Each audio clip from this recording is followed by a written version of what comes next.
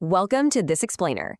Today, we're taking something universally relatable, a simple soap bubble, and we're going to uncover the absolutely mind-bending physics and math hiding right beneath its incredibly thin surface. Okay, let's just jump right in with a quick thought experiment. Think back to when you were a kid, blowing bubbles in the backyard. Ask yourself, have you ever seen a square bubble? Or, I don't know, a triangular one? Probably not, right? Why is it that every single free-floating bubble you have ever seen is perfectly round? Well, the short answer is kind of beautiful. Nature just really prefers smoothness. Our brains intuitively know that nature dislikes sharp points and jagged edges. Instead, the physical world is constantly seeking out the most energetically and physically efficient shapes possible. And when it comes to free-floating liquids, that ultimate, perfectly efficient shape, it's a sphere. Every single time. So let's dive into the physics of surface tension. To actually understand the microscopic tug-of-war that perfectly constructs this spherical shape, we have to look at surface tension. Basically, it's this invisible force driven by the cohesive forces between molecules, which causes liquid surfaces to shrink down into the absolute minimum surface area possible. Think of water molecules pulling super tightly together. It's literally just like the stretched rubber of an uninflated balloon or a really tight piece of bubblegum. And what's really fascinating here is the incredibly delicate balance at play. You see, a bubble only exists because of a precise standoff. You've got these freely flying gas molecules trapped inside, constantly pushing outward against the soapy water film. But meanwhile, that soapy film, driven by surface tension, is desperately trying to shrink inward. When these two forces perfectly balance out, boom, you get a highly stable, perfectly round bubble. But hey, it's not just physics pulling the strings here. We also need to talk about the math of soap films. Enter minimal surface theory. I absolutely love this concept because it essentially states that a surface will locally minimize its area, which results in a mean curvature of exactly 0 across the film. So the really crucial takeaway here is that soap films aren't just pretty to look at. They are literally nature's way of mathematically solving a complex calculus problem in real time, finding the absolute smallest possible surface area to wrap around a trapped volume of air. And this goes way back. Formulated in the early 1800s by Thomas Young and Pierre-Simon Laplace, the Young-Laplace equation relates the pressure difference across a fluid interface directly to its shape. It mathematically proves that a bubble's internal pressure is inextricably linked to the precise curvature of its surface, which actually means, and this is a bit counterintuitive, the internal pressure is genuinely greater for smaller droplets. Okay, but what happens when bubbles meet?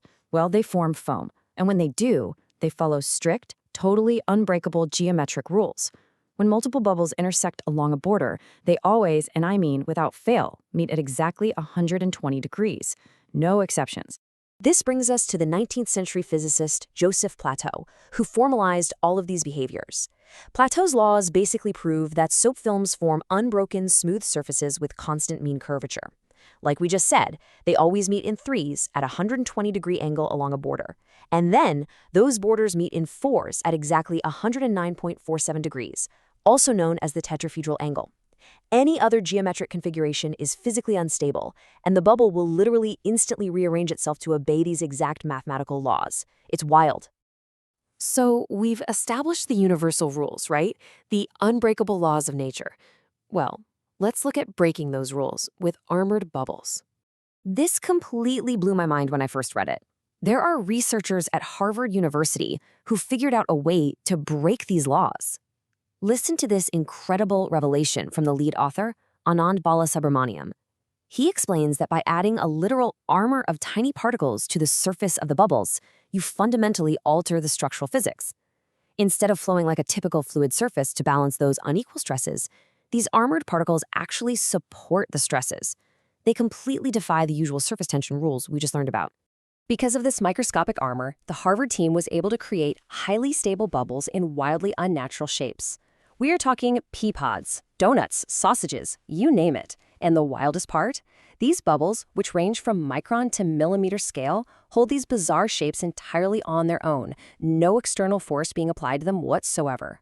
So how exactly do you go about making a donut-shaped bubble? Well, the Harvard team followed a pretty specific process.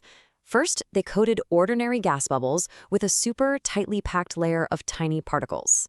Second, they fused those bubbles together. And finally, as the newly fused bubble naturally attempts to shrink back into a sphere, those tiny particles physically jam against each other. They lock together, entirely preventing the bubble from returning to that spherical shape. What's really fascinating here is the actual nature of that jamming. These particles, and they can be made out of polystyrene, gold, or even zirconium oxide, they're jammed together, sure, but they are not chemically bonded.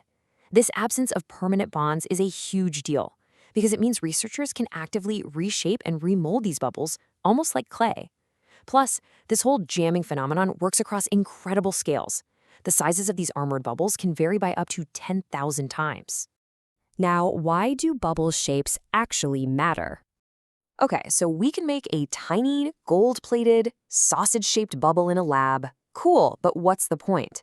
Well, it turns out these armored exceptions have massive real-world applications. First off, this helps explain natural phenomena, like why you might occasionally see non-spherical, distorted air bubbles in really impure ocean water, where the surface dirt is basically acting as a natural armor. On the commercial side, engineering these bubbles can completely alter the consistency and texture of everyday consumer products, like your ice cream or shaving foam. But honestly, the most exciting part? These highly stable, non-spherical bubbles could eventually serve as microscopic vessels for delivering targeted drugs, vitamins, or flavors exactly where they are needed in the human body. Talk about a real game changer. So, the real crucial point to take away from this explainer is that even the most seemingly absolute, unbreakable laws of physics have their limits. If we can literally armor a simple soap bubble to change its shape and completely defy surface tension, what other absolute rules of nature are just waiting to be broken by a really clever exception? Think about that the next time you see a bubble float by.